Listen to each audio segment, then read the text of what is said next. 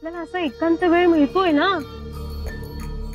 आणि सगळ्यात महत्वाचं म्हणजे आदित्य, त्या कावेरीच्या घरी यायची मला अजिबात हौस नाहीये. तू आज जा तिच्या घरात, काय तिच्याशी बोलायचंय ते बोल, मी बाहेर थांबते. आणि तुझं सगळं काम झालं ना की आपण मस्तपैकी गुहागर फिरूया. आणि हो, येता येता अलिबागलाही जाऊया. काय वाटतंय तुला? सानिया, हे बघ, काकी नाही म्हणून सुद्धा जर का तुला नेलं ना मी, तर वाईट वाटेल तिला. आदित्य, का वाईट वाटेल काकींना? हे बघ, हवं तर ना मी तुला आत्ता इथे प्रॉमिस करते की मी त्या कावेरीच्या घरात अजिबात येणार नाही. आदित्य, फक्त आपण छान फिरू येणार आहे, प्लीज. हे बघ, असा निवांत वेळ आपल्याला कधीच मिळणार नाही. आणि आता मिळतो तर जाऊया ना प्लीज. कधीतरी मला वेळ दे प्लीज. प्लीज आदित्य, प्लीज ना. ओके चल. आदित्य, माझी bag.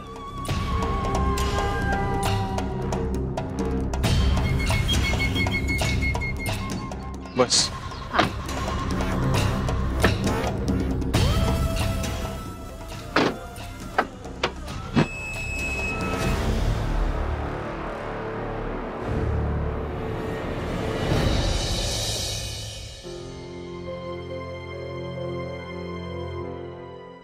Hello ma'am, may I come in?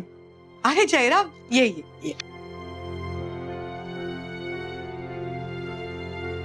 बस ना.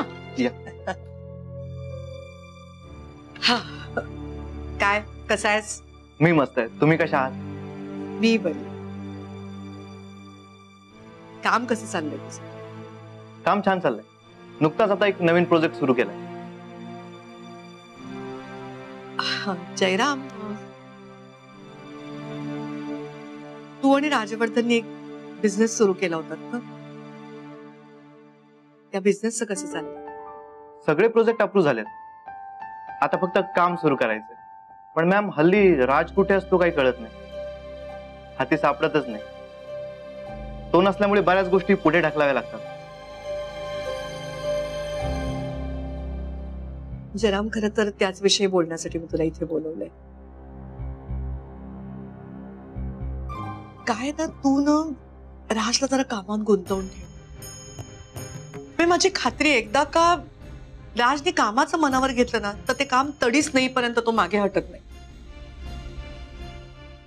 सध्या जरा त्याचं दारूचं व्यसन वाढलंय. तू जरा त्याला कामात गुंतून ठेवण्याबद्दल जर त्याच्याशी बोललास ना तर. मॅम, मी लाख सांगेन, पण त्याने ऐकायला हवं ना. आता तुम्हाला तर स्वभाव माहितीच आहे त्याचा. बरोबर आहे तुझं. हे बघ, तू काहीतरी करून त्याला कामात गुंतवून ठेव. तुम्हाला कशी मदत करता येईल ते मी बघेन. ऍक्च्युली माझ्या डोक्यात एक कल्पना आहे. ती जर वर्क झाली ना तर माझी खात्री आहे राज तुझ्याकडे नक्की येईल. आणि तो आला ना की तू एका पाठोपाठ एक त्याच्या ती कामांच्या जबाबदाऱ्या टाक. तो ना कामात दडून गेला पाहिजे. माझ्यासाठी करशील का प्लीज एवढं? ओके, तुम्ही सांगताय तर मी नक्की बोलेल त्याच्याशी. मी करतो फोन त्या. हो, येऊ.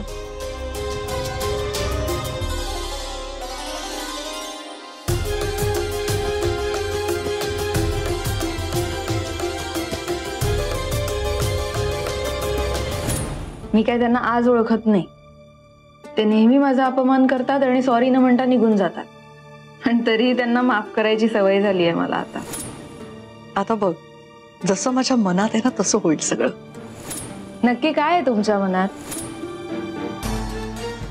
माझ्या चुकीमुळे ते निघून गेलेत ना, मग मीच त्यांना परत घेऊन येईन. मी त्यांना चांगलीच पुरून उरते. आणि मी तुम्हाला शब्द दिलाय ना, मी त्यांना माहेरच्या चहामध्ये परत आणेन म्हणून. मग मी नक्की आणेन.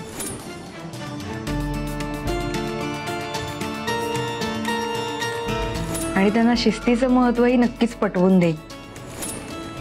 मी फार फार तर राजला कामात गुंतवून ठेवू शकते, पण त्याला माणसात आणण्यासाठी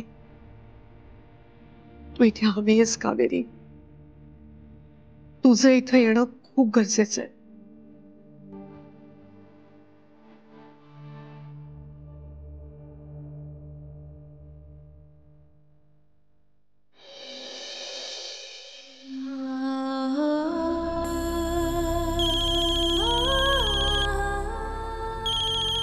ताई, अगं उचल ना.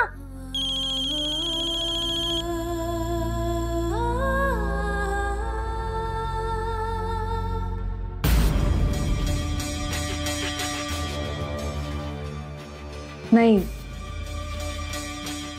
नको, काही गरज नाहीये त्याची. काय ग, कुणाचा फोन आहे? बँकेतून फोन आहे लोन घेण्यासाठी. हॅलो, तुम्हाला काही वेळ काय आहे की नाही हो?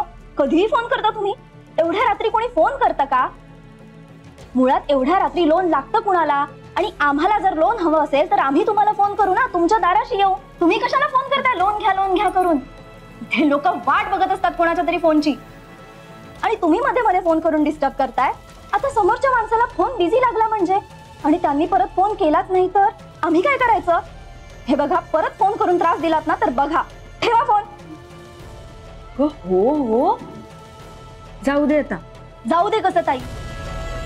सकाळपासून वाट बघतेस तू त्या फोनची, आणि या असल्या फोनमुळे त्यांना बिझी लागला म्हणजे याला काय अर्थ आहे?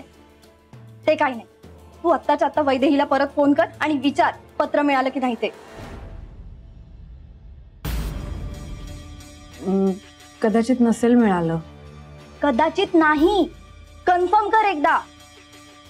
आपण इथे उगीच आशा लावून बसलोय ताई. हे बघ, ह्याच फोनवरून फोन कर.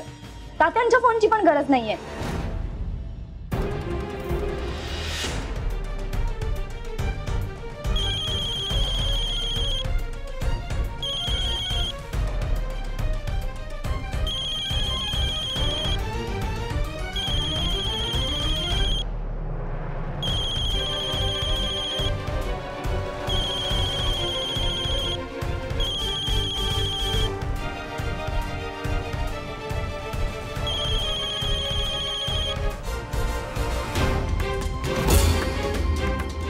काय झालं? कट केला. बिझी असेल.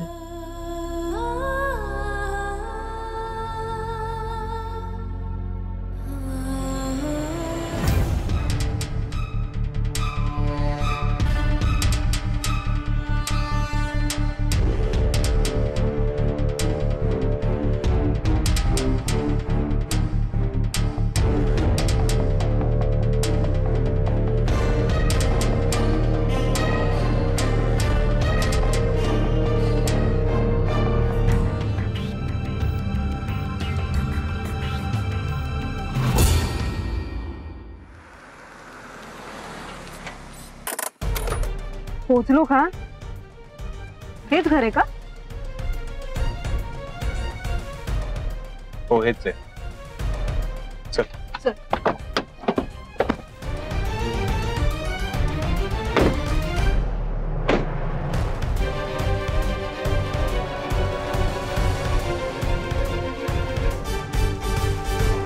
बोला. कावेरी आहे का? कोण आपण? मी आदित्य मोहिते.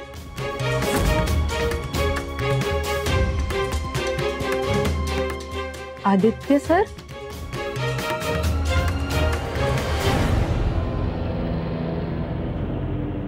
तात्या, हे राजवर्धन सरांचे चुलत भाऊ.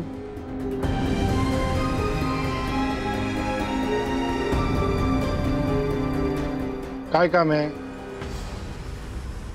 मी ऍक्च्युली कावेरीला भेटायला आलो होतो. नाही म्हणजे माझ्या मनात दुसरा काही उद्देश नाहीये.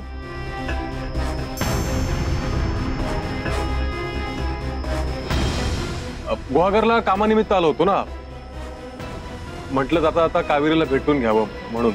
हे बघा तात्या, ते मला भेटायला आले, न्यायला नाही.